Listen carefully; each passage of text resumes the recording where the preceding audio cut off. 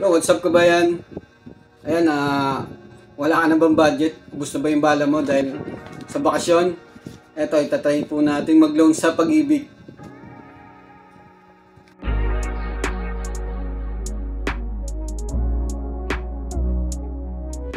Yo, what's up mga kabayan? Welcome back sa aking channel, W Nonoy.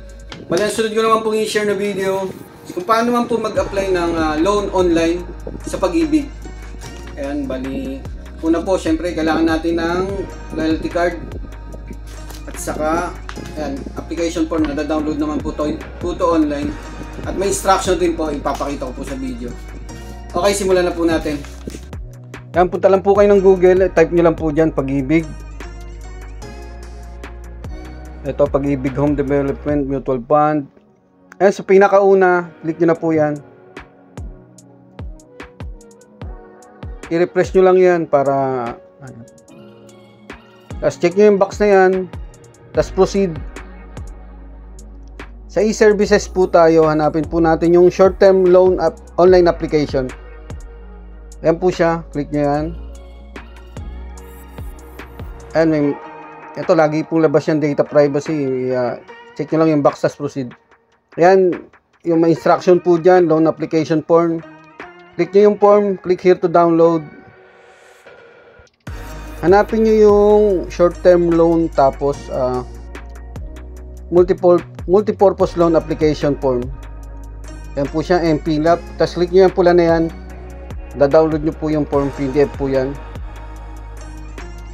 Naka-download na po ako, kaya hindi ko na siya da-download.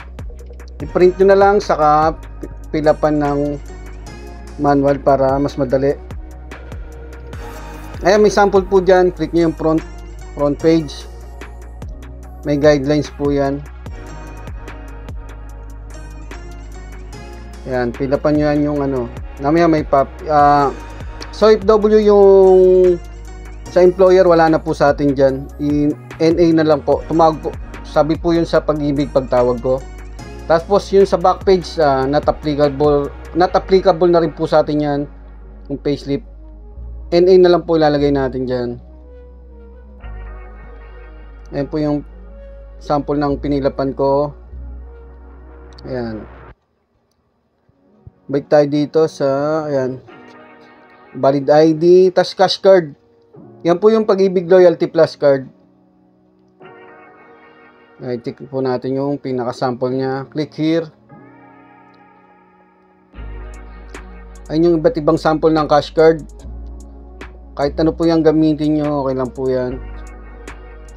Tapos, eto, selfie photo. Click here to see sample. Mag-picture po kayo na hawak-hawak nyo po yung cash card at valid ID. Pag okay na-prepare nyo na po yan, click nyo yung click proceed. Tapos, choose your loan. Click nyo yung select loan type. Ayan, pwedeng 3 years at pwedeng 2 years bayaran. Tapos, Pag-ibig ID number po, ilagay nyo po dyan. Pag okay na, validate your MID number, click nyo po. Nalabas na po yung details nyo dyan. Ilagay nyo na po yung mobile number nyo at email address. Yung landline na ignore nyo lang. Pag okay na, click nyo na may next. Review nyo po muna yung mobile number at email. Tapos click nyo okay. Yan, okay po ulit para mag-send naman ng OTP ang Pag-ibig. Yan, data privacy ulit. Check nyo yung box na yan, tapos proceed na naman. Lagi nyo lang yan check saka proceed. Tapos enter nyo na yung OTP sinend ng Pag-ibig. Check ko lang.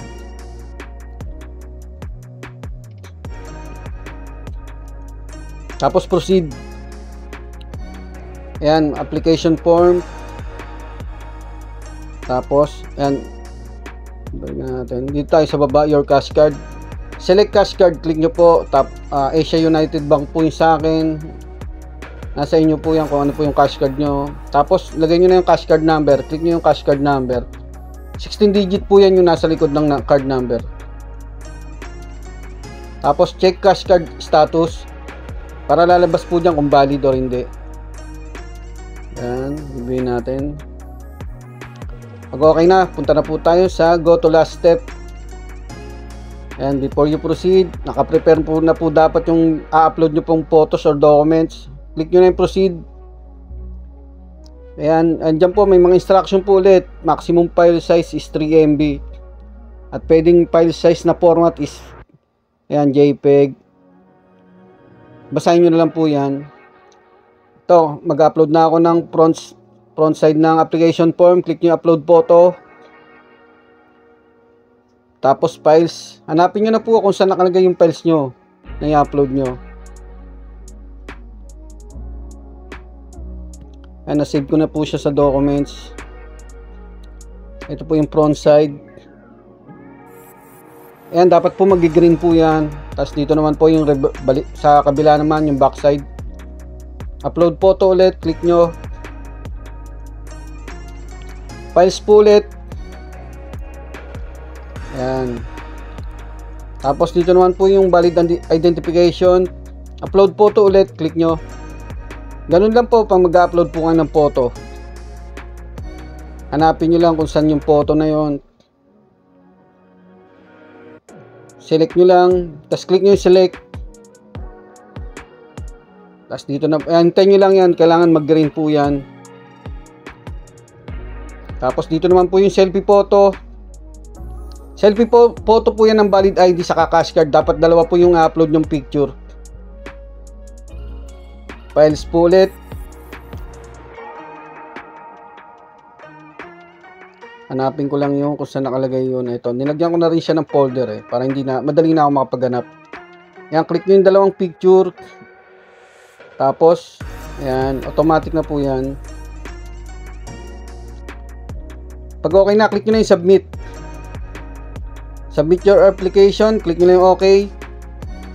Ayan na po yun. You have successfully submitted your short-term loan application.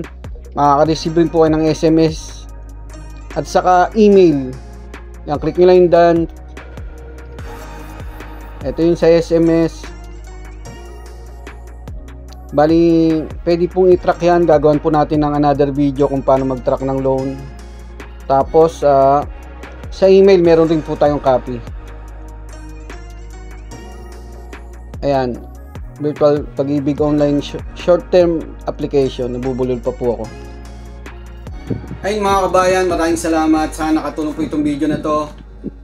I-update ko na lang po kung ano po yung magiging result ng loan natin sa pag-ibig. Pakipollow na lang po ako sa aking YouTube channel at Facebook page OFW Nonoy at FB Reels Arnel Nonoy Nieva. Maraming salamat.